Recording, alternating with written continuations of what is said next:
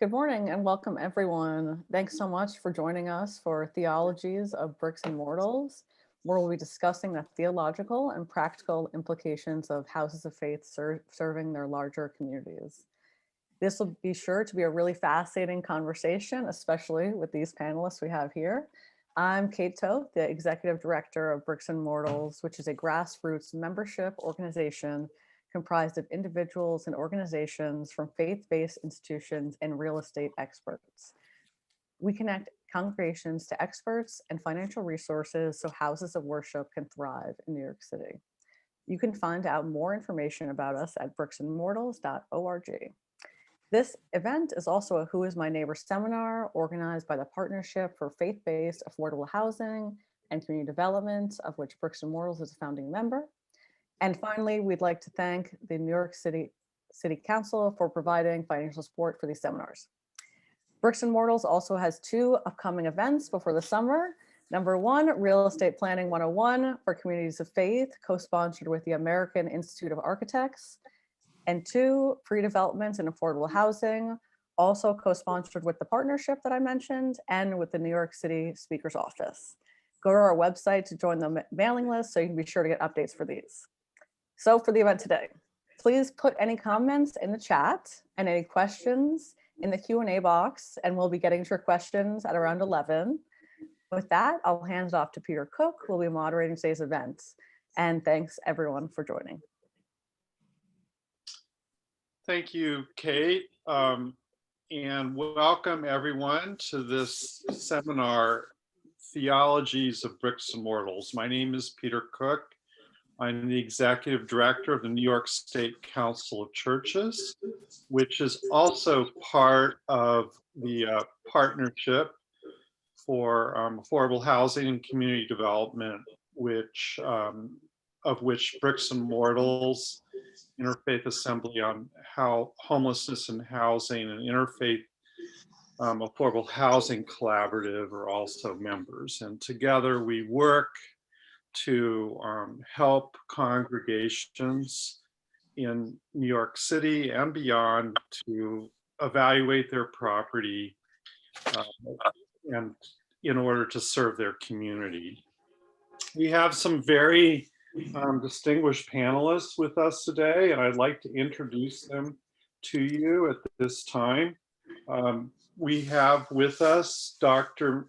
Mindy Fullilove, who is a social psychiatrist who explores the ties between environment and mental health. She received her bachelor's degree from Bryn Mawr College and her MS and MD degrees from Columbia University.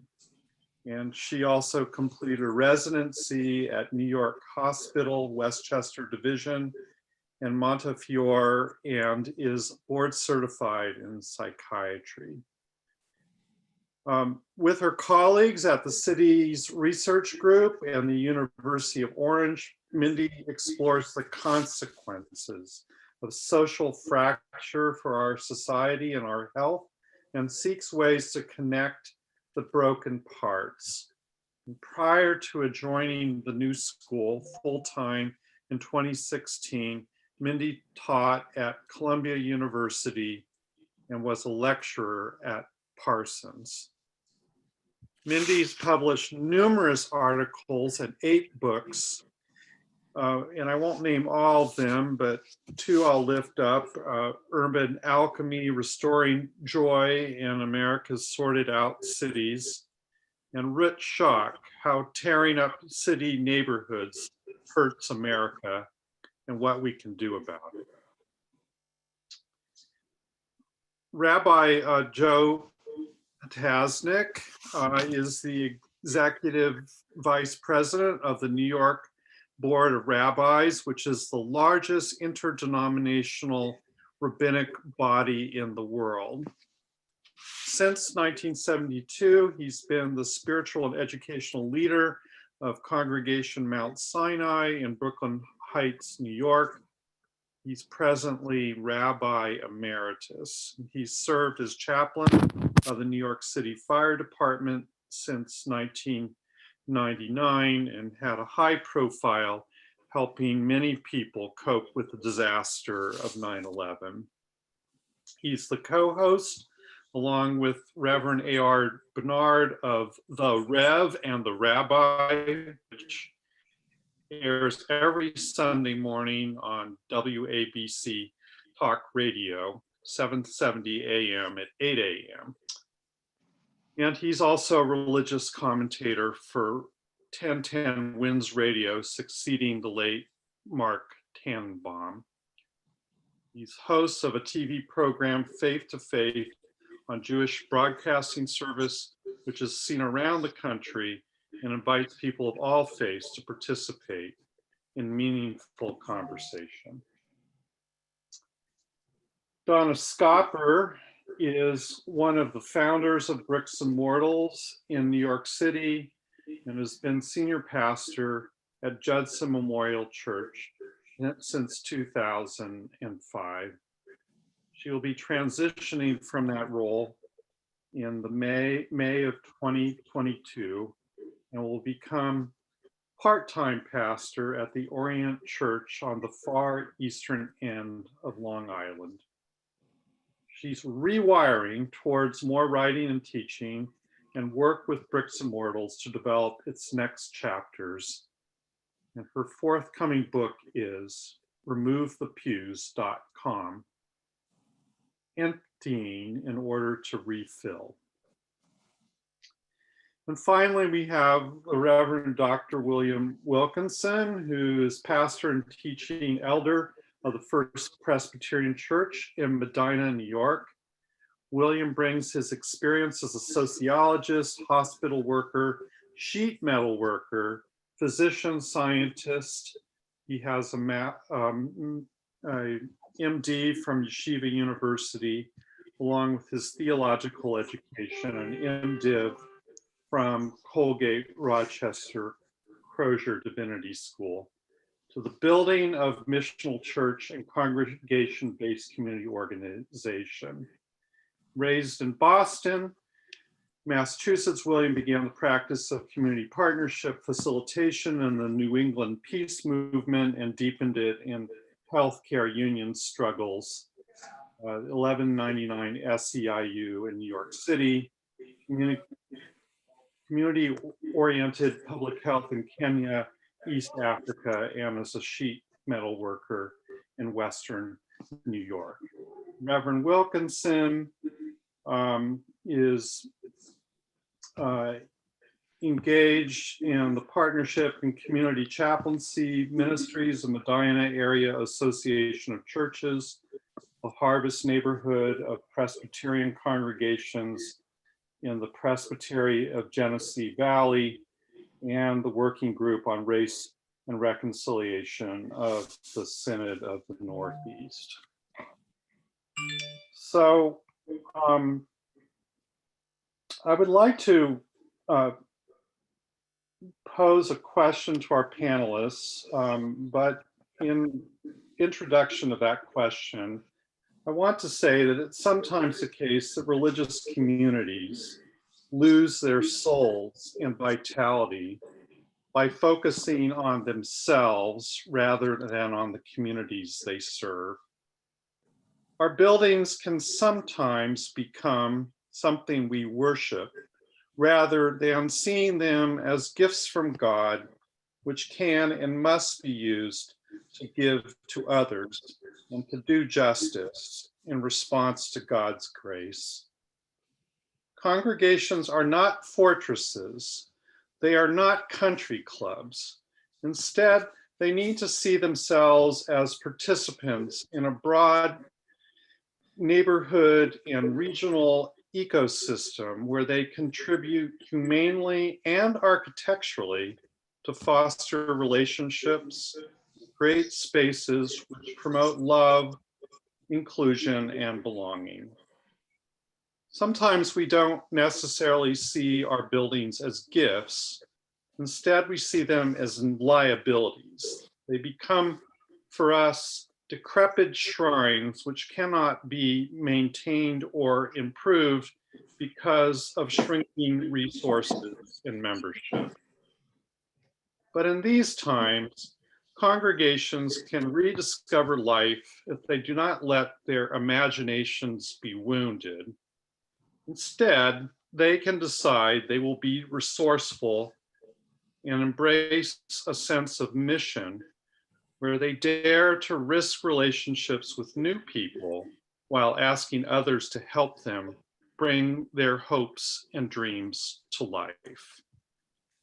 So I wanted to ask the panelists, how is it and why is it that congregations are called to care for their communities? And I'd like to have William, if he would begin by answering that question.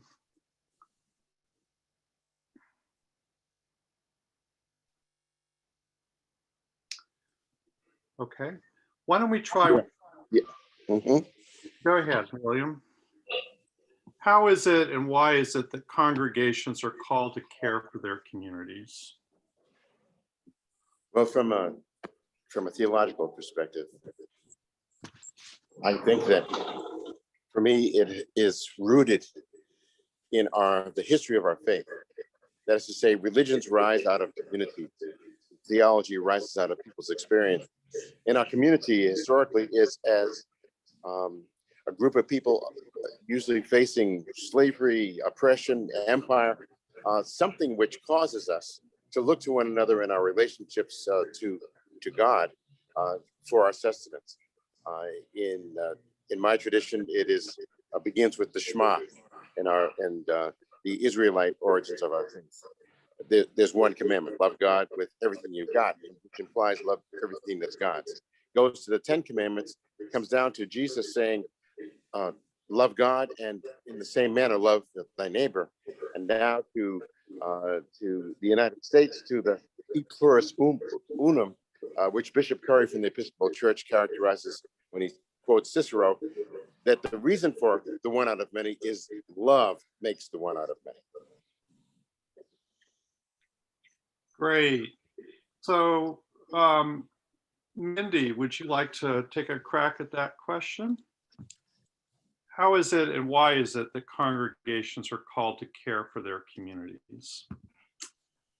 I'm president of the congregation of the First Unitarian Universalist Church of Essex County, which is in Orange, New Jersey. And the way we think about this is following the thought of St. James that faith without works is dead, and that the expression of our faith in Unitarianism, these are the 7 principles of our denomination, that we need to express this by being in partnership with people in our neighborhood, in our city, and in our region. So we think of it as the expression of, and perhaps in particular, the principle of the interdependence of all things in the web of life. Great. And Rabbi Potasnik, would you care to reflect on that? Thank you. Firstly, thank you to Bricks and Mortals for inviting me to participate in this important discussion. Secondly, it's an honor to be with Reverend Wilkinson, a fellow Bostonian. So I look forward to strengthening that relationship. And Peter, you and I have come to know each other and confront various challenges, especially during this COVID period. So I commend you for your leadership. When you walk by many Jewish congregations, you will see the name of the congregation, but preceding the name, there are 2 Hebrew letters that are exactly the same. In Hebrew, it's Kuf, Kuf, and it stands for Kehillah Kedosha, a holy congregation. What does that mean? It means that you're not just entering a building. This is not just about an edifice. This is about a place where together you can establish that spirit of holiness that is so vital. It's interesting that when you look at the Bible, God says, build a sanctuary and I will dwell in your midst. It doesn't say I will dwell in its midst. It says in your midst. And therefore, it is holiness within, which we feel is strengthened when we join together. But I also recognize that one of the things that congregations should remind us of this inner spirit is that just as in the Quaker tradition, which is services conducted in silence. And I remember once going and I said to one of the ushers, when does the service begin? Because I had never seen that. He said, sir, the service begins when you walk out of the sanctuary. It's what you do on the outside that determines how sincere you were on the inside. So I think that we are mandated by our respective traditions to be impactful in our communities, to not just simply feel that a congregation is bound by walls. And we have a commitment that we must make to community. It's also important to note that prayers are written in the plural. It's not just about me, it's about we. So I think that's what we really are commanded to do when we build a congregation as part of a community. Great. And finally, Donna, I wanted to know if you could reflect on that question. Thank you. Can you hear me? Yeah. So religious institutions, like human beings, have a tendency to get old and closed. They have a tendency to rigidify the word of God and to make things static and to hope that things are static, especially people with power do that to religious institutions. The underprivileged keep praying that God will come and shake things up. And the older immigrant congregations, like my traditions, would really like things just to stay the way they used to be. And when Jesus confronted that problem long ago, and Jesus is the one I follow in this game of life, Jesus was confronting an ossified situation, a rigidified situation. And he caused what's a lot of people these days call good trouble. He caused good trouble and said, you know, it's not about this building. It's not about this moment. I could tear this temple down and rebuild it in 3 days. What a thing to say. Many scholars believe that's why he was crucified. And I believe it is a reason, not the only reason, but we're still afraid to love. We're still afraid to be open. And in the United Church of Christ, where I make my spiritual home, we say God is still speaking. Somebody saw a dog tied to the front door of the church and said, God is still barking. I thought that was a pretty line. Love that. Good way to make fun of our slogan. But when we say God is still speaking, we're saying that God is still active. God has something new to show us. So in Bricks and Mortals, our theology is about allowing religious institutions to stay open enough to live, to pray another day, another way. And we say to people who say, look, Pastor, these buildings are none of your business. You know, they have to do with the profane part of the world. We say back, oh, what a phony binary. Even Jesus talked about the best use of the temple. So let's open them up. Let's stay open. And let's even die a little to live a little more. Great. So, Mindy, you've authored many books, and I think we were so privileged to have you present to us 3 years ago at Union Seminary, where you really laid out a vision for how communities are interconnected in terms of architecturally and in terms of human relationships, and that it's really important for religious institutions to relate to communities as a whole and to see them as ecosystems which are very, interconnected. And I wanted to know if we could kind of take another crack at this question by saying, how can communities kind of get over themselves and collaborate to serve their neighbors and municipal and regional residents?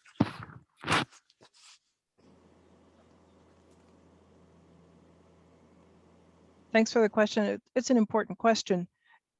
One of the things that my research team has observed and that we've written about is the profound fracture in American society. We're not the only people observing this, of course, because it's very evident. And so the issue is, well, you have a very fractured society. How do people from one piece start talking to people from another piece?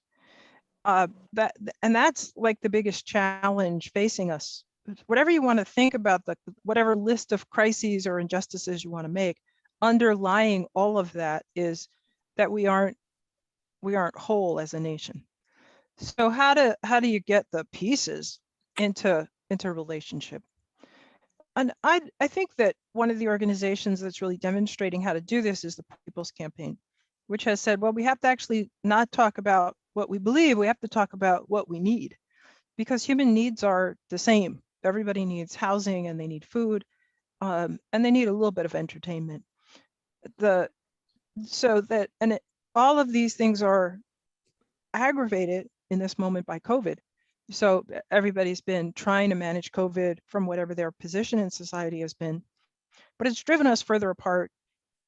It's been a very, very difficult year. So as we emerge from COVID, how are we going to emerge? Are we going to start to look after each other? Are we going to start to have some solidarity? That's the big question. And I think every community has an opportunity to say, what they understood from this past year, what they learned, what was revealed to them, and how do they want to go forward? So that's the challenge, a very serious challenge. So embracing it and becoming part of the solution, I think, is the road ahead. But I don't want to say that there is an answer, although I think dancing in the streets is a really good start. I'm really pushing dancing in the streets for this spring, and perhaps every congregation could hold a dance party in front of its building. Why are dance parties important in terms of mission and building up building up our neighborhoods and our communities? Well, it's not just mission, it's actual, everybody's had a hard year and everybody wants to get back outside and be with other people. And this is an instruction, very clear instruction from Martha and the Vandellas, that you're supposed to dance in the streets. I know Donna got it because she laughed. Donna, how would you explain it? Why do we have to dance in the streets? Yeah. Because we have pent up joy and happiness, and it needs to go someplace.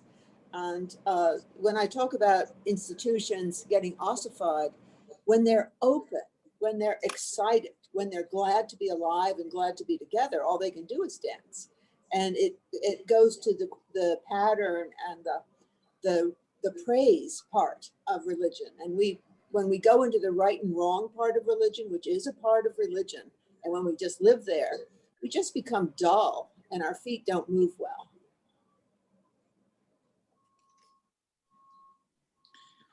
What she said so beautifully. That was awesome, Donna. Thanks. I guess I would just build on that a little bit to say the word was dancing in the streets, not just dancing in our sanctuaries, although that's a good idea. But how is it that the church goes out into the world to celebrate with its community rather than seeing itself as the destination internally for the community? Although that's important too, but Peter, can I just add something? yeah, please. It's interesting when you look at Jewish tradition, for example, the Talmud, which is the oral law, commentary on the written law, the Torah, there's no page 1. It starts on page 2. And I think there's a lesson there that sometimes in life, page 1 is taken from you and you have to learn how to begin again. I remember Elie Wiesel said, when you're born, you begin, and then you have to learn how to begin again. And I think after a year of COVID, it's important that we begin again, as Professor said, in a celebratory fashion. I was talking to a group of young people recently. We talked about anti-Semitism. Then I said to them, we cannot have Judaism predicated totally on anti-Semitism. If that's what it's all about, then people are going to say, why should I belong? If it's all about pain, if it's all about struggle, then there's no joy in it. I think we have to maximize those special moments when we can join together and say, this is a moment of beauty. This is a moment, as you say, of celebration. Years ago, when we would have tickets to go to an event, it would say on the ticket, no good if detached. And I think we've learned that lesson. We can't be good if we're detached from one another. And I believe that COVID has reminded us that we are interdependent. And therefore, I think that dancing in the streets, I would recommend we all dance with other groups, because we have found that some of our celebrations that we were able to have were okay, but we yearn to join with other people in celebrating. So I'd love to see churches and synagogues and all of us come together in some meaningful way and say, this is our moment. This is the time for all of us. This is what we've been waiting for. So I do think dancing in the streets, but dancing in the streets with others, not just with our own. So William, would you like to add to this reflection here? I'm just going to listen for the moment. Oh, okay. All right. So what might be some really tangible things that people could do in their congregations to kind of get over themselves and be out in the streets? You know, are there some best practices or approaches that you might suggest? Well, you're talking about after the dance party. After the dance party, although the dance party is important. So Yeah, the dance party is essential. It's not just important, it's essential, yeah, because it's a very, pent up joy and pent up suffering and pent up need for each other. These have to be acknowledged in the public space. And after the dance party, it's a different world. Then we're a little bit calmer. People are quite frantic right now because they've been apart from each other. mhm. So we need to let that out. After the dance party, people are going to have danced somewhere. And the thing about human nature that I would like to say as a psychiatrist is that wherever they are, people complain. So people actually never pay attention to what's working. It's like how the human mind is built. They pay attention to what isn't working. So after the dance party, they're going to have a lot of complaints. And they're going to write to Rabbi, they're going to write to somebody and say, this was terrible, this and this and this. And then Rabbi is going to be like, great, they're engaged with the world. And then Rabbi is going to say, what do we do next? So one of the things that we suggest at the University of Orange is what we call a stroll and scroll. Just take a stroll in the neighborhood and get people looking at their neighborhood again. Because we haven't been outside for a long time and stores have closed and this has happened and that's happened. There's a house burned down 2 blocks away from me. I didn't know because I haven't been outside. So we have to go see what's going on. And then we collect that in the scroll, we put it together. And then we say, okay, what should we start working on? What's the priority? So I think after the dance party, the complaints will come in, and thank God for the complaints, because that's when we can start to make things better.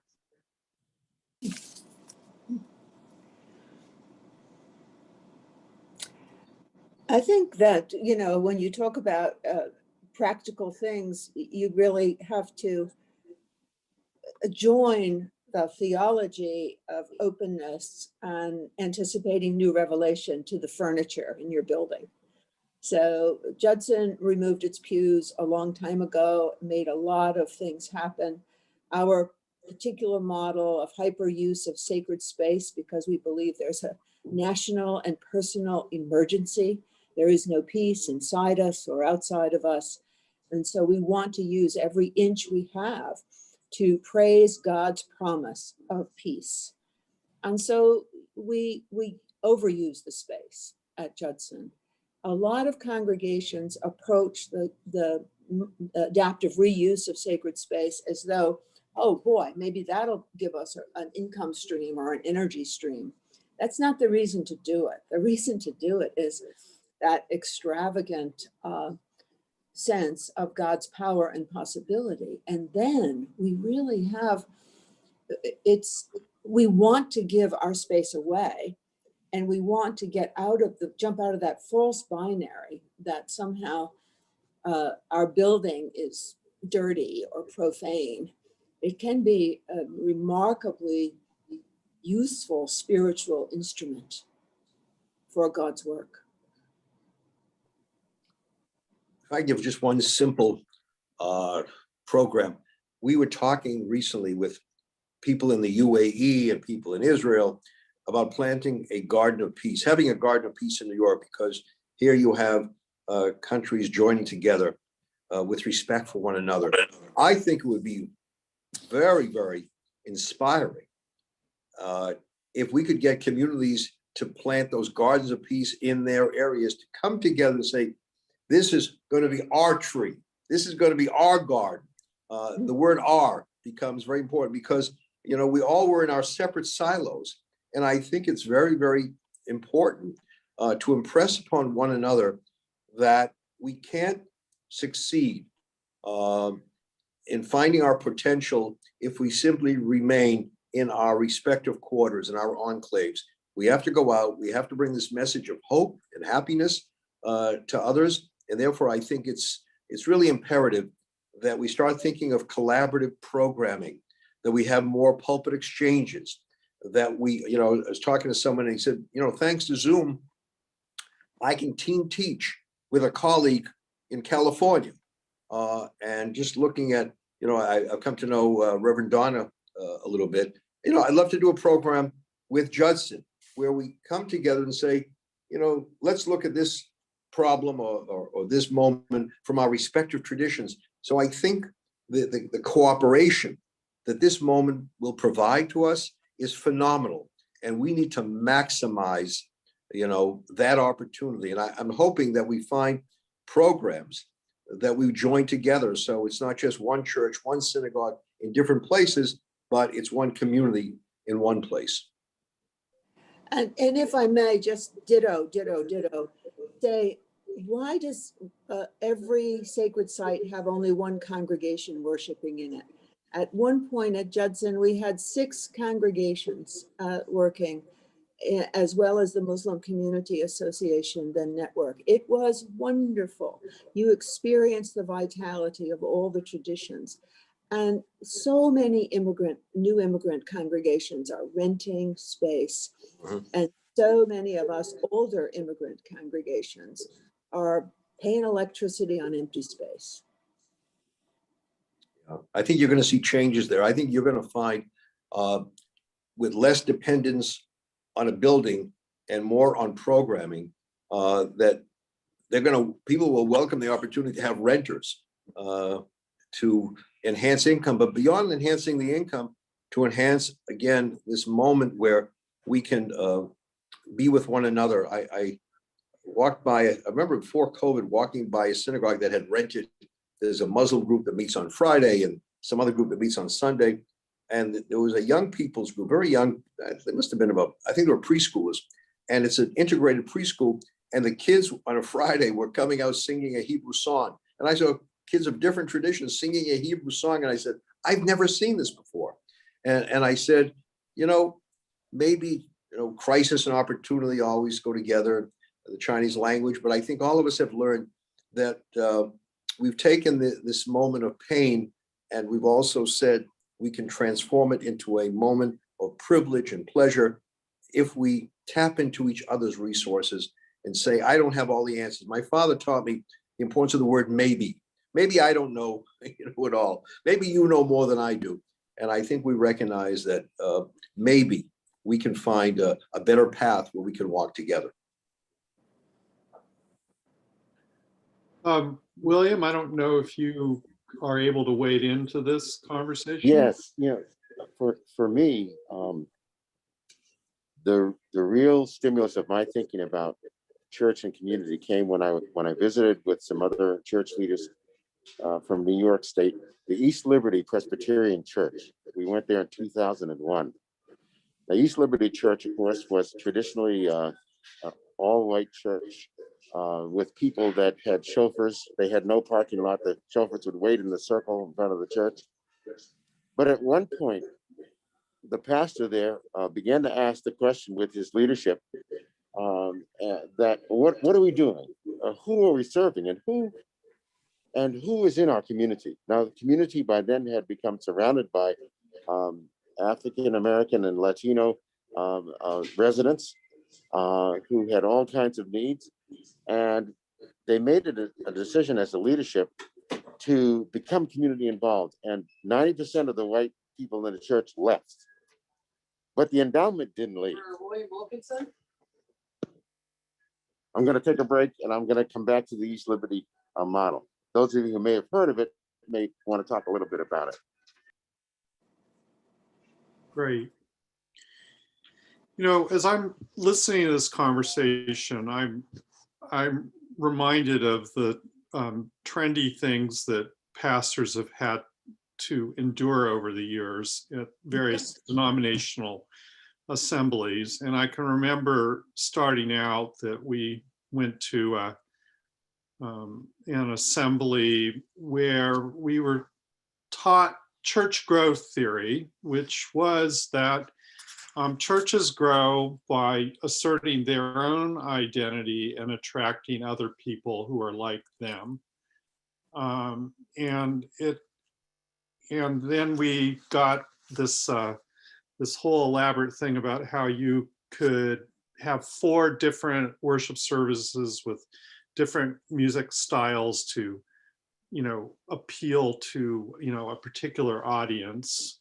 But it was all really, church growth was really tied up in a kind of a institutional self-absorption where people fixated on their identity. And I think denominations also fell into this, where we all ran away from New York City and 475 New York, and we all set up our own denominational shingles across the country to assert our identity.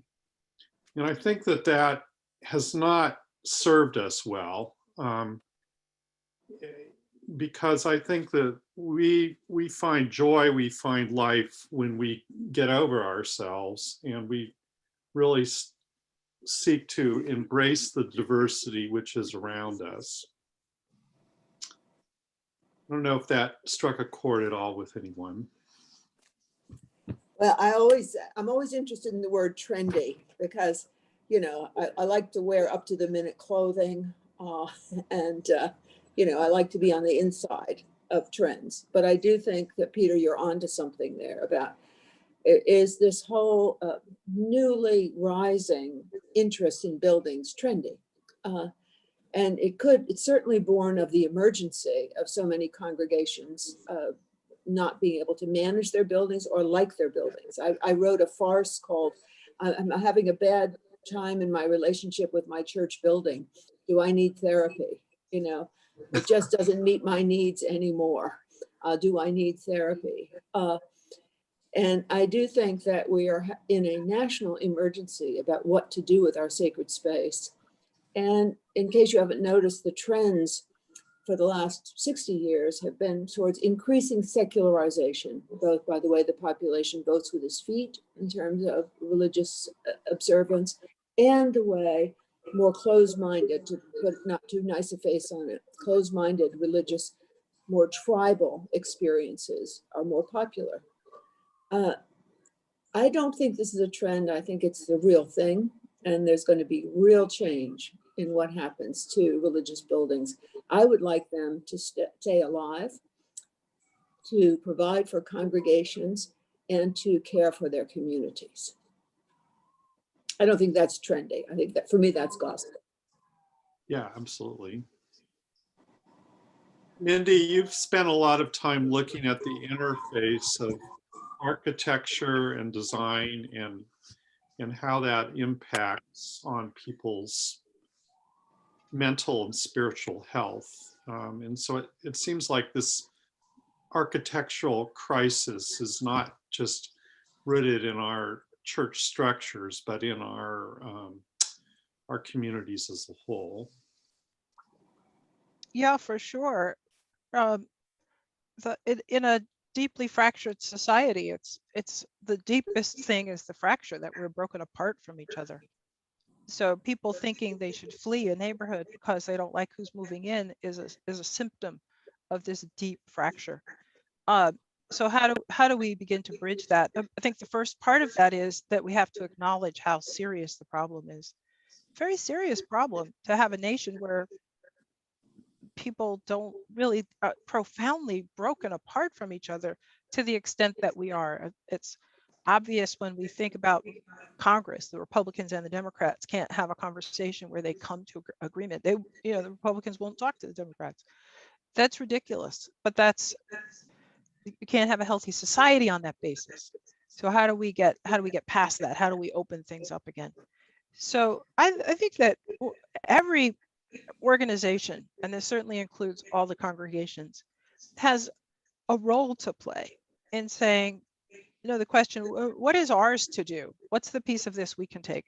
So already the dancing on the streets and then peace gardens. Every community, every church many churches have a little bit of lawn. Can they have a community garden, or could they help start a community garden somewhere else in the neighborhood? Or somewhere else in their city with other people, not just congregations, but all the organizations of the city. In Orange, New Jersey, which is my hometown, there are 16 congregations around Main Street. And all of those could play a role and should play a role in working together and helping create a strong community and a strong Main Street. So there's an endless list of things we could do. But if we stay in a kind of, not really thinking about each other, not looking outward, we won't do them. And it actually doesn't matter where we start, it matters that we start. Peter, can I just take, Yeah. this is a moment for us also to look at the pain of the Asian community. And I was on a Zoom call the other day, and one of the most upsetting, disturbing stories was there were a number of members of the Asian community who said that when their parents walk down the street now, they keep their faces down because they're afraid they're going to get attacked. And I think it's incumbent upon all of us to be engaged with that community. Professors, you say, not just to stay within, but to reach without, and to invite people into our midst, and to say, you belong to us, we belong to each other. I think sometimes, the pain of others presents us with a moment where we can be somewhat healing. Look, I remember after Charlottesville, there was a group of Christians that formed a perimeter around the synagogue there. And there were a group of us, different faiths, formed a perimeter around the Islamic Center because it was attacked at Christ Church, New Zealand. I think we can learn that all of us know the pain of being excluded, and I think our challenge now is to include the excluded, and we can do that by widening the spaces, by expanding the reach, by pushing the walls further outward, and to saying that, our house of worship, what we say is a home of prayer for all peoples, but it's got to be a home that where people feel very comfortable being there, even if they don't come to pray. There are different names for a synagogue, for example, house of entry, house of gathering, house of learning.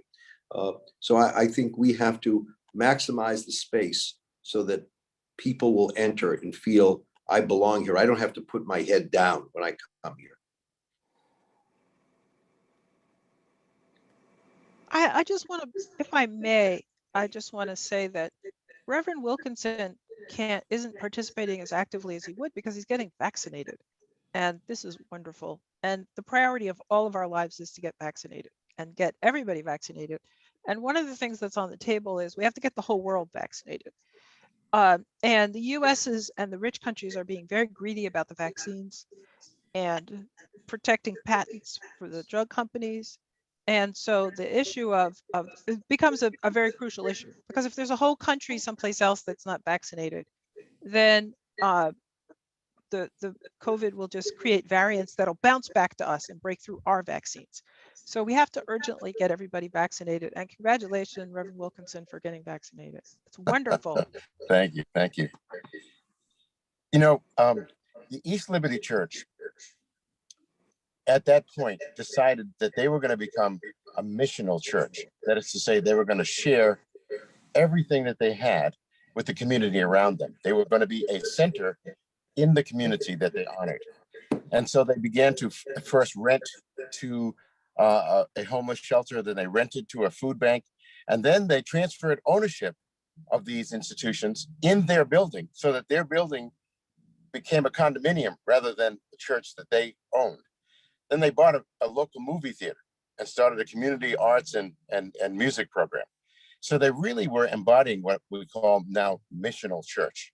Shared participation, shared leadership with the community in the church itself, shared vision, shared budget. No fixed budgets, always a flexible budget based on the priorities that the community and the church worked out. And then finally, they really worked on being a part of the community that their faith had called them to be. I think to me, this really is the model. And the thing is, it's not noblesse oblige. This is really a recognition that we didn't own this, we didn't create this. It was always all of us. How do we then, from like what Mindy said, from where we're at, begin to build or lift up that vision of the beloved community, the overall community. And it may not look glorious as it begins, but after a while it becomes powerful. And then you have new partners, and that becomes even more powerful. And then as you change your building, for instance, as an example, then you join others in calling for other landlords to change their buildings.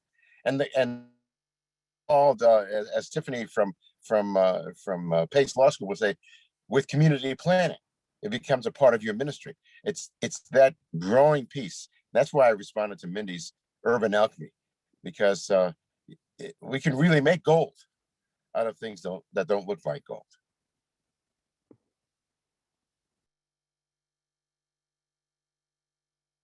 Another related dimension to all of this is the necessity for congregations to get out there and address structural inequities, economic inequities, racial inequities in their community. You know, in New York City and in other communities as well, you know, there's that push towards gentrification, or as Donna said, is fond of saying, gentrification's kissing cousin is racism.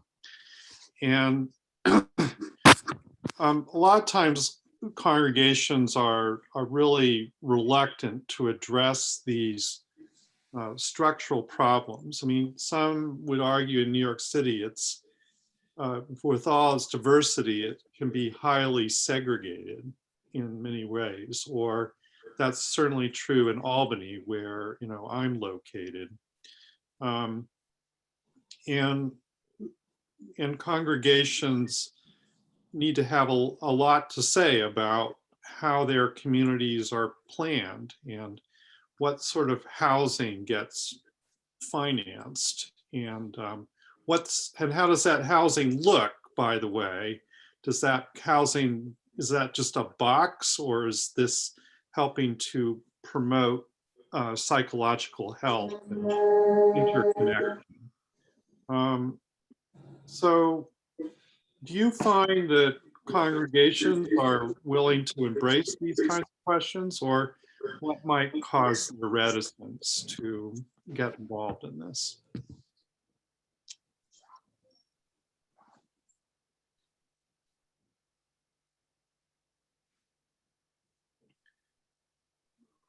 Could we become agents of segregation rather than integration? You know, Peter, someone said those who close their eyes never see tears.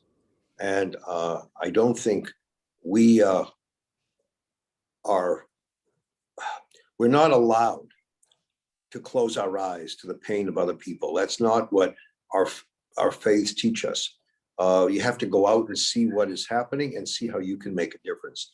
And I think for too long, we have said too little, many of us, about the real struggles that people are having out there. We were content being inside our buildings. We knew we were safe, but we didn't go out into other areas to see what is happening there. So I think once again, this provides us with an opportunity to fulfill a commitment that we say on the inside of our sanctuaries that now we have to see on the outside when we walk out there.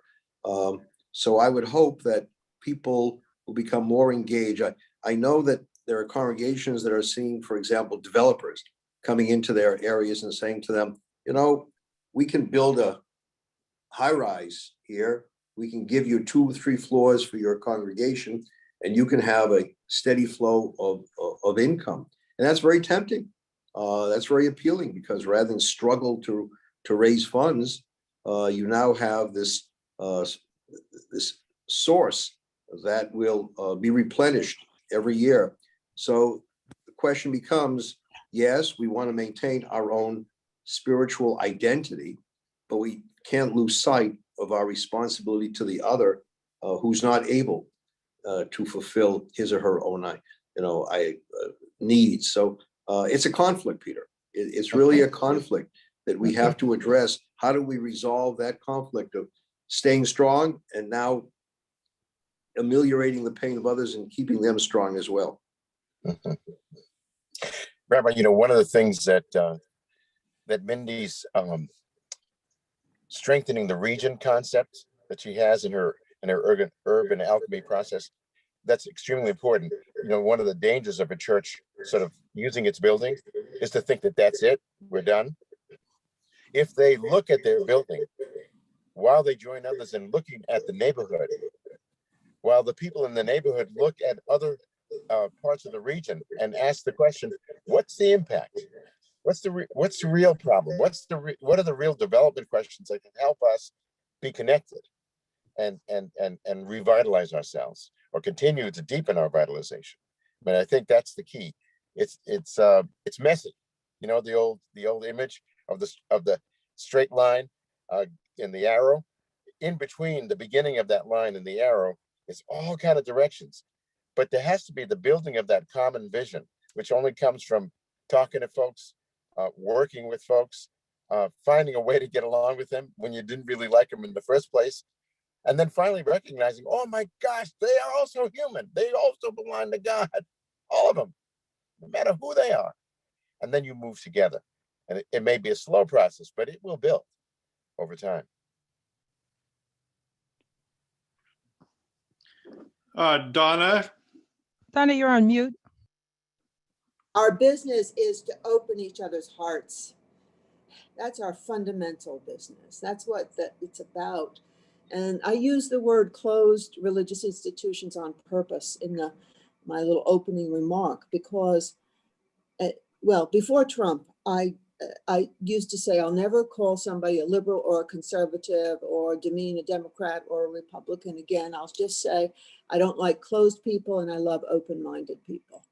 And I always would then say, and I even know some Republicans who are very open-minded and some Democrats who are very closed-minded. Mix it up a little bit, make a space for people to be open, their open selves. I found that to be a hard thing during Trump. I mean, it was a genuine first-class spiritual crisis for me, because I really did see categories of people, and I'm praying to get over it. But finding a way to have the dancing experience, the praising experience, the ritual experience, the crying experience together opens the hearts large enough to say no to the developer who's going to give you a good deal when you might be able to build affordable housing. You might be able to be just a little bit on the side of the angels because you are just a little more open-minded. So that's what I really think we need to do, is to open people's minds and hearts. Yeah, I'd like to hear from Mindy, because I think you've written about this What do you say to that congregation that has struggled to maintain itself, now has this opportunity, at the same time is being told, well, you can't simply think about your own strength, you got to look to empower others? What's the best argument you can make? Well, we had this crisis in our congregation at First UU, and it took us a year of very difficult discernment to come to the answer. And we were very helped by one of the UU ministers who came and consulted with us, who said, look, the purpose of church is to serve community. And the greatest asset you have is that you use your buildings. You own your buildings. And if you use your buildings to help community, you'll rebuild your congregation. So this helped us a lot. It created a hopeful vision of our future. If the congregations are struggling, I think, we concluded that we had faith, but we didn't have any works. And faith without works is dead. Our congregation was dead because we weren't doing anything as a congregation to be helpful. We didn't understand what our role was. So now that we understand what our role is and we're playing our role, it's still a small congregation, but it's very lively. It's full of life. So I think there's no way around the period of discernment of what is God's will and what is ours to do in making the world that God envisioned for us. I don't think there's any way around that. It's very hard work, and it takes a lot of people coming in from the outside cheering you on to get to a good conclusion. That was our experience. So when Mindy gave her lecture at Union, and you can see this lecture on the New York State Council of Churches website, nyscoc.com, on the YouTube channel. She really sort of inaugurated for us a way of thinking about development. And if I could say, for the Council of Churches and Bricks and Mortals and the Interfaith Affordable Housing Collaborative and the Interfaith Assembly on Homelessness and Housing, one of the reasons that we got a grant from Trinity Church Wall Street was that we really wanted to cut down on this bifurcation between your self-preservation and serving your community. In fact, these two things are fundamentally linked. And if the church doesn't think about that interconnection and develop its own sense of mission and really understands the possibilities and strengths as its property, what happens is that a developer can come in and do that imagining for them, and usually end up with something which is not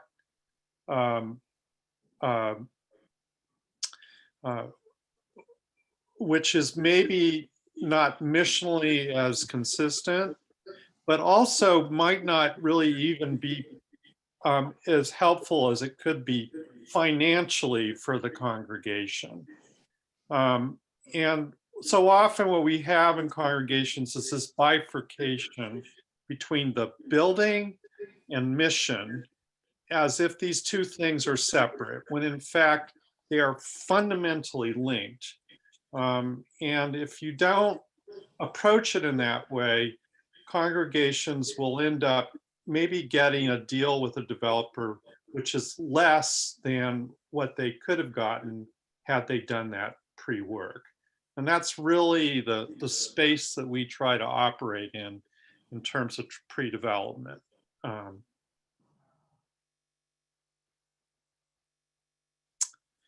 Okay, one more reaction maybe, and then we're going to open it up for questions. You know, Peter, I think one of the key things here is there are congregations that are operating, talking to themselves, but not talking to others. In other words, you know, a developer comes in, the board meets and says, oh, this is a great deal for us, but there's been no real expansion for the discussion. I think one of the things you have suggested is that we create committees of expertise to come in to talk to these congregations and say, look, there are opportunities here you may be overlooking, and we would like to suggest the following to you as you consider going forward. And I think once again, we recognize that we don't have all the answers if we just stay within our four walls, but we have more answers when we talk to one another. So hoping that the organization can say to the community, please talk to us. I want you to hear another option that might be a better option for you, that would help you both find, grow physically, but also grow fiscally. They're not necessarily in conflict with one another if you do it right. Okay, good. Well, we're going to move to the Q&A portion of our gathering here, and I'm going to I see questions in the chat and questions in the Q&A. I'm going to start with one we have in the Q&A that's posed to us by Reverend LaDonna Clark. And it says, what are the panelists' suggestions to include more young people in these conversations and in our outreach to community?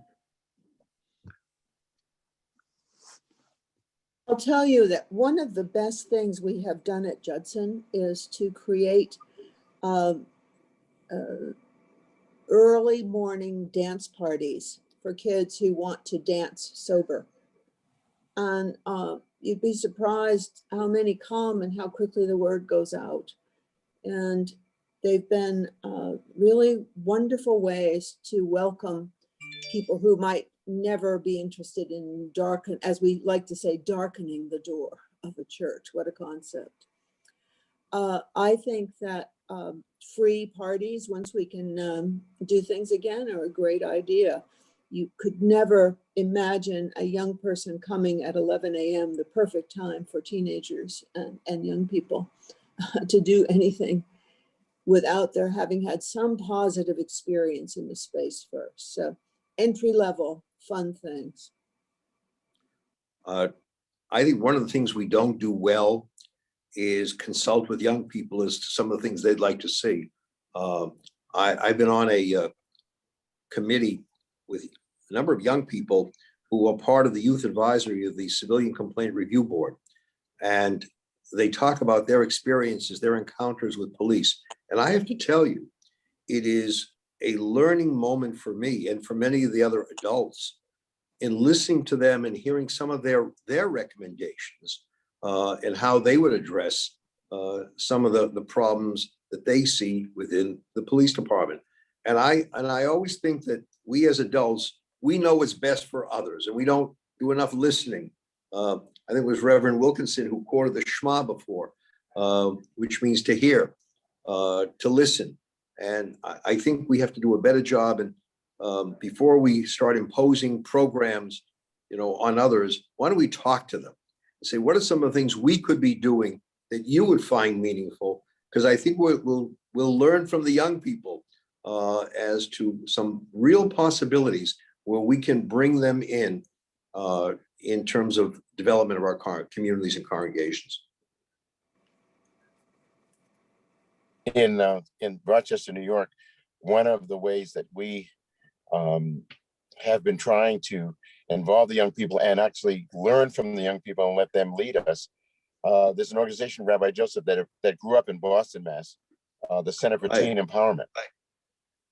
And they have a branch in Rochester.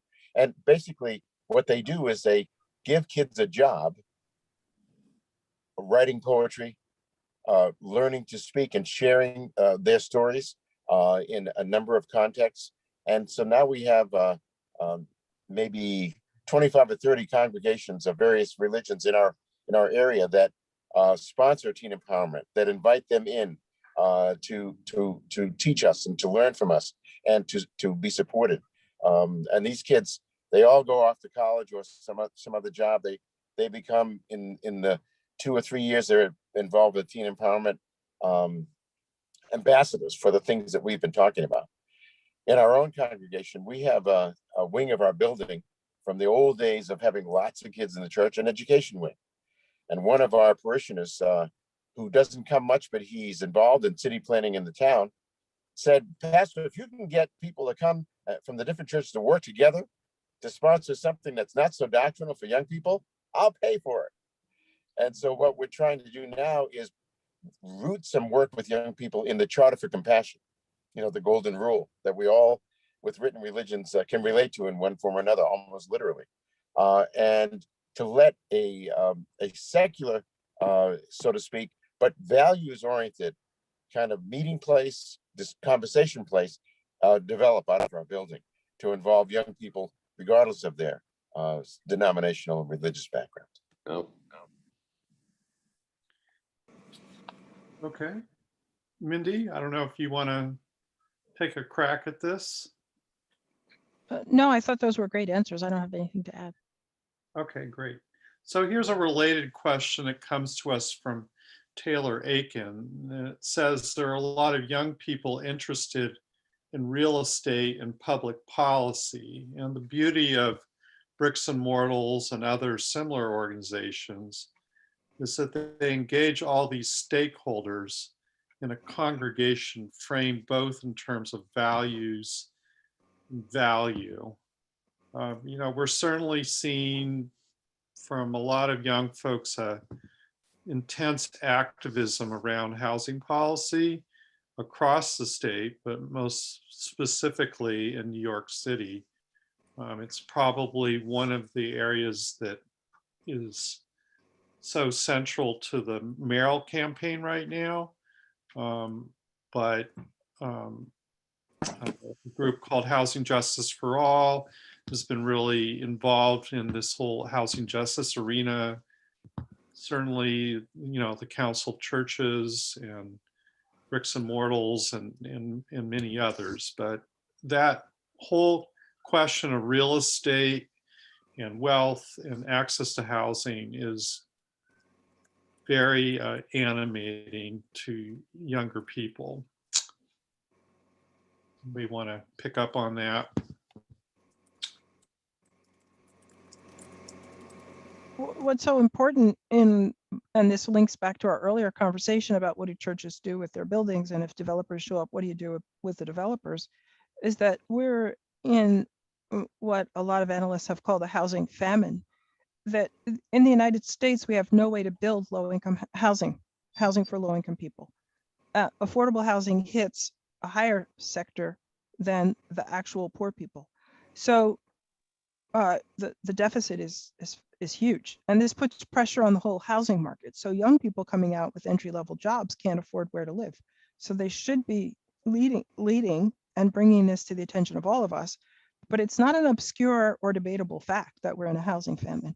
And everybody who can, and certainly congregations can have a voice in this, needs to be aware that human health depends on housing. It's one of those fundamental things. And a lot of people don't have secure, affordable housing. So how to be part of that, how to think about that in your own area, and how to connect to other groups that are working on that, I think is very essential kind of social action and social justice that fits well with the mission of many congregations. I was talking to one of the politicians recently, and he said, and Errol Lewis, who's a commentator here in New York, a well-known commentator, has said, you got to get young people to engage in the process, the decision-making process at an early age. There are community boards that function in various areas that need new thinking, that need, fresh thinking. And I think we have to encourage young people to be part of it, even though they may be somewhat negative, same old, we've heard this before, but to impress upon them that if we're going to try some new ideas, it's going to come from them too. And they have a voice that needs to be heard. And I think we as faith leaders need to, as much as possible, get them to participate in those active boards, so that very often the critics become the problem solvers, and I think we can help make a difference there as well. One of the ways in the Rochester area that we're learning to connect to what the rabbi is saying with the controversies that we have around criminal justice in our area, with Daniel Prude's dying at the hands of police and mental health kind of issues involved. They grew up in support of our Police Accountability Board, an elected board, a coalition of about 20 organizations called the Police Accountability Board Alliance. And it is run by young people. Right. And so one of the lessons would be to take the old public health idea that you go to the people, learn from them, work with them, and act with them. Go to where the young people are organizing around issues and join them. Let them feel your presence, and then invite them to join you as they might have interest in doing when they see what you're doing, because you have been supporting them. Right. By the way, Peter, I just want to admire Reverend Wilkinson. Had a shot and 20 minutes later get into a car. Now, when I had a shot, I was afraid to walk down the street. So you see the great faith that you have. They said wait in the store for 15 minutes. So I'm parked outside the store. Oh yeah, you're not moving. More than 15 minutes. Oh, okay. Yeah, Yeah. Yes, impressive. yeah. Great. Well, another question that we have here comes to us from Ugochi. I'm sorry, just a minute.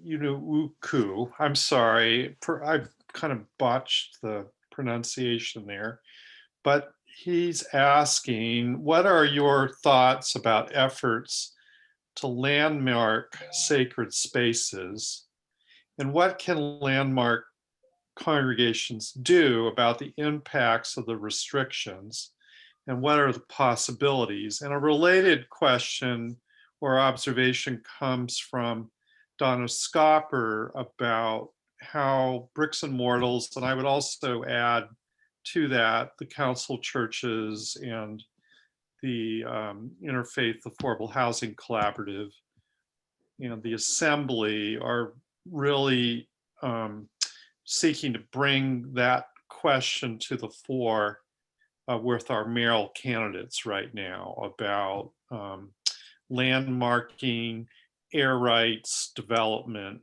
and so on. So I don't know also if Jason LeBay is still on this call, but you might have some things to contribute to this as well. Landmarking.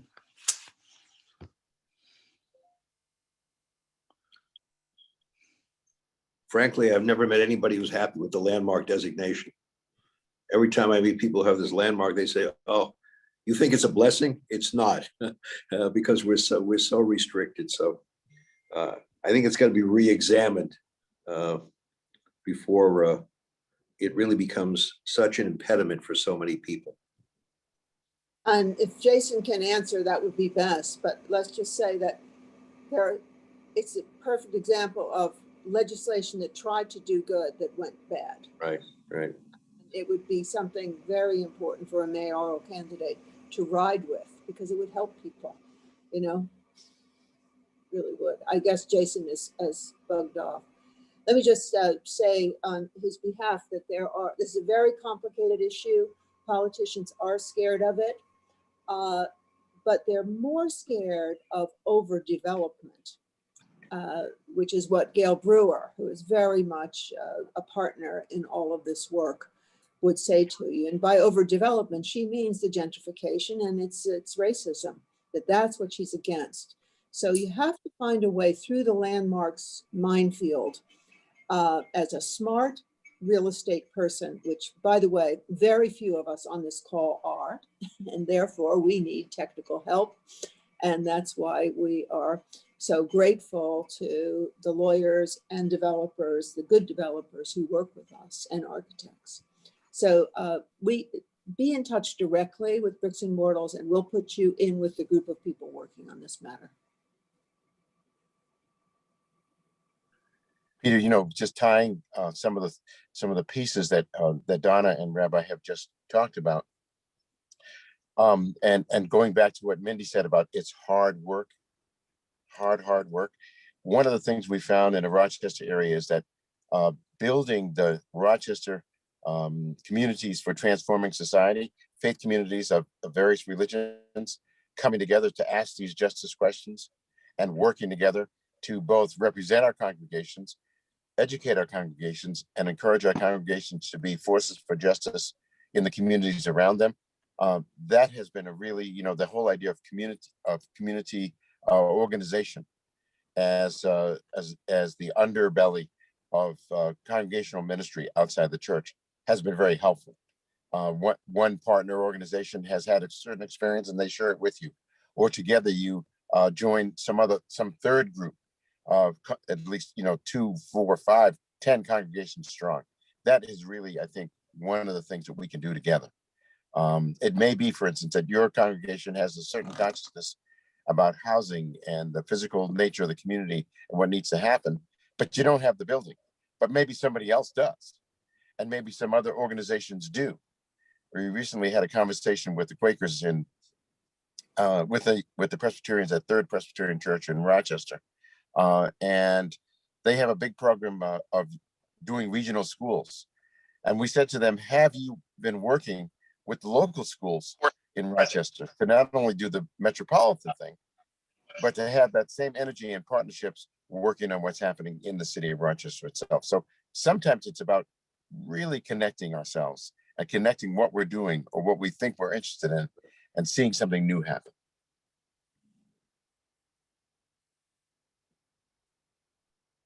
Okay. Anybody else?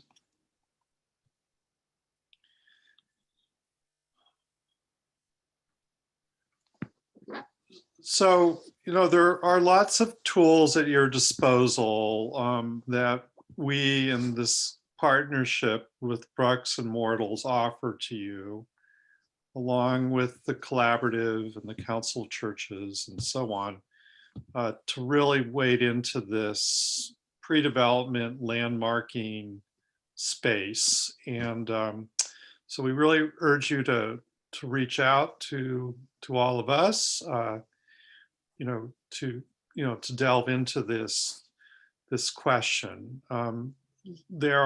Landmarking should not be the kiss of death for congregations. It should be, in its best sense, facilitating community and connection, but that takes resources and thoughtfulness.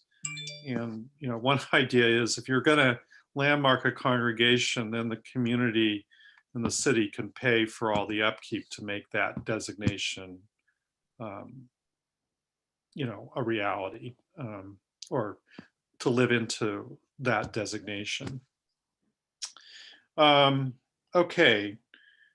I wasn't able to get to all of these questions, but I do have one more from David Avilas, who asks, what are houses of worship doing when they are developing property, and are they asking that those developments be built by people in the communities, or is this a vehicle for economic and empowerment and jobs in their communities?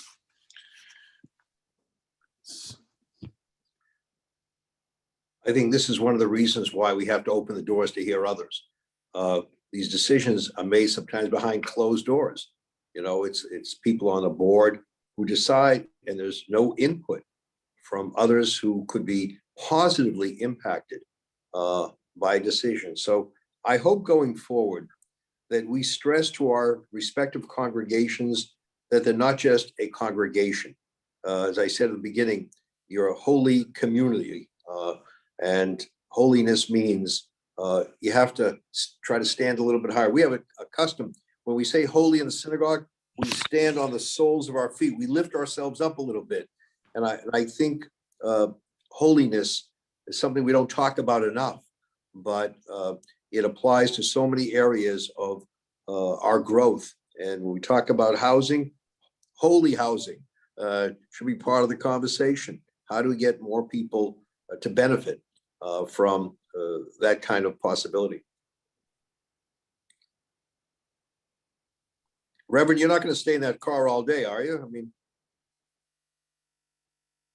No, this is actually our wheelchair van. In our family, we have biological, adopted, and foster. So this is our wheelchair van. okay. We've got, and but no. But you know what? I wouldn't have missed this conversation. Well, As much as one brings to these kind of conversations, we learn constantly. We hear things that are going to help all of us from the interactions and the things that are shared. yeah. And Peter, could you mention Mindy's book so we all can get a copy of that book? Yeah. Mindy, what would be the best way for people to purchase these? Maybe not on Amazon, although you can buy them all on Amazon. Let me just say a word about holy housing, because I love that. We should put that into our marketing tools. A lot of times churches don't get the help they need from developers, architects, lawyers, and they make mistakes. But one of the big reasons they make mistakes, I don't know if this applies to synagogues, but I know churches, is they go cheap. So Judson, a landmark church, has had 3 roofs in the last 100 and maybe 30 years, whatever it is. And each time we had to petition, we had to say, we can only do a cheaper roof. This time we did a 100-year roof that is red tile, like the original Italian tile. Why? Because it lasts 100 years. I can't tell you as a pastor for almost 45 years how often the electricity broke in one of my parishes because somebody got their brother-in-law to come in and do it under code. I can't tell you enough of those kind of silly stories that where we go cheap or we go internal and we don't act like we're rich, we act like we're poor. Well, I suppose we are poor, sort of, but when you make stupid mistakes, you just get poorer and poorer. So I'm very excited about the new initiative that Trinity Church has made possible. And I'm going to throw it to Peter or Mark, who's still, I think, on the call, which is really honoring pre-development funds for congregations that might have the capacity to do affordable housing well, but don't even know how to find out if they do. Okay? And Mindy, I think you're right. Affordable is extremely hard to build, but what if you have the land already? What if you have the land already? Does that make a difference? So Peter, take it away on that project. Yeah, I would just say the most important dollars and also the hardest dollars are the dollars that congregations need at the beginning to do this professional kind of analysis, which is not paid for by a developer, but is unencumbered money that allows a congregation to do the zoning architectural analysis and get expert legal counsel to represent them and only them in this process. And so that's really the space we try to operate in. We like working with developers, but there's a time and place to work with developers later in the process. And in a way where you're negotiating really good agreements with them so that everybody's interests are being served. Okay, we have about 3 minutes here, so just note that Mindy Fullilove put in the chat a connection to the publisher that she recommended. Yeah, that's really great. These are fabulous books, and you can also hear a lot of her lectures on YouTube. Just put her name in and she's all over the place. So it's just really good. And you can also see her lecture on our YouTube channel at the Council of Churches. All Just right. in closing, it's really important that we've talked a little bit about sort of the outside mission of the church, but in this year of people being so badly battered, the internal mission of healing and restoration and helping people keep their hearts open. When people are battered, they close their hearts. So helping them open their hearts again and join in the flow of the universe is not to be lost sight of. It's just I'm speaking as a psychiatrist, the level of pain of everybody in this awful year is not to be left out of the equation. And I thank you all so much for what your churches and congregations and synagogues and everything do to help us keep breathing.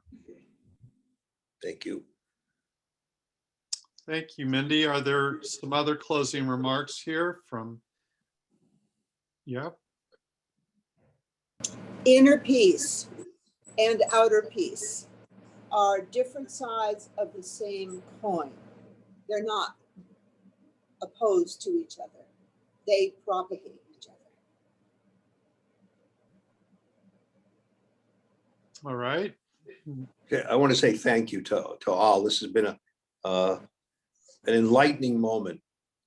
Yes. And let's, when a young child does something which he or she enjoys, the reaction is, let's do it again. So let's continue to have these moments of learning and listening. I think they're very helpful. Thank you. Yeah. If we all go back home and write down the first thoughts that we're bubbling with from today's conversation and use that in our sharing with our communities, that'll be wonderful. All right. That's great. Well, thank you everybody for participating. We try to do these seminars from time to time. You can see a lot of the previous ones at the New York State Council of Churches website and also on Bricks and Mortals website. They're called Who is My Neighbor seminars that really take you through all of the pre-development work. And we really look forward to our continued collaboration going forward. We want to do a lot more of these educational opportunities. Maybe we'll persuade Joe to give us dance lessons in the Absolutely. Are you kidding? Break dancing is my specialty. Remember that Rumi said, yeah. that God is the Lord of the dance. Right. Yeah. And that if we all see our living as the dance, then we can look for the partners we need and take the steps in the dance that we need to take. Right. And Reverend, let's remind them, Boston strong. There you go. They need that Boston expertise. And then I just wanted to also say, if you are a congregation that needs some specific guidance on what to do with your property and along the principles which we've outlined here, so please be in touch with Bricks and Mortals, with New York State Council of Churches, the Interfaith Affordable Housing Collaborative, any of those, the Assembly on Housing and Homelessness and Housing, and we all work together to try to offer pre-development assistance, including access to resources and grants, which can help you do this pre-development work. All right, Kate, maybe I'll just return it back to you. Yeah, just thank you so much, everyone, for being here. And please, I dropped the website in the chat, but it's bricksandmortals.org. And thank you so much to all the panelists for your expertise and wisdom and for taking the time to be with us today. And thanks again for everyone for taking the time to join us. Take care. Thank you. Take care. Bye-bye. Mindy, thank you. Great. Thank Stay you, safe. everybody. Stay safe.